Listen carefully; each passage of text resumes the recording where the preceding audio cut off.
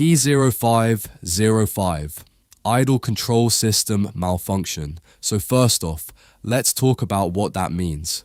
The idle control system is responsible for keeping the engine running at a stable idle speed when the throttle isn't being pressed.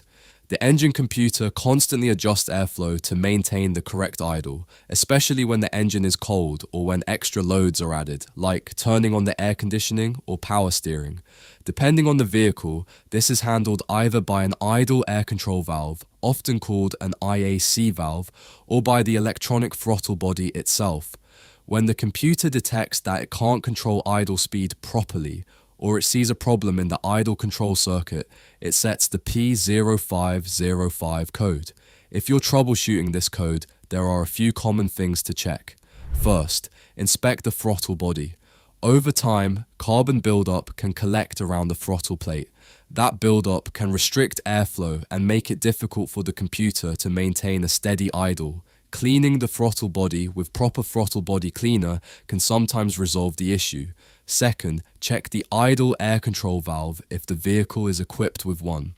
A stuck or dirty IAC valve can prevent the engine from receiving the correct amount of air at idle.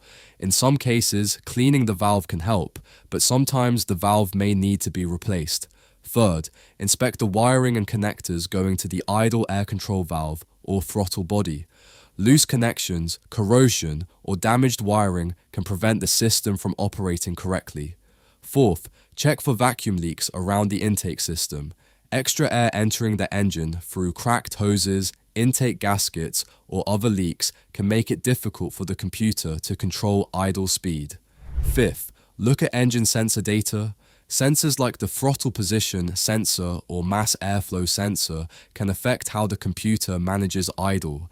Incorrect readings from these sensors can lead to unstable idle conditions.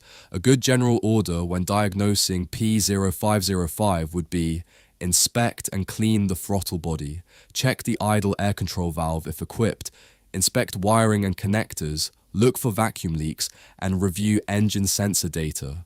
Most of the time, this code ends up being caused by carbon buildup in the throttle body, a faulty idle air control valve, or a vacuum leak affecting idle airflow. That's pretty much it for this one.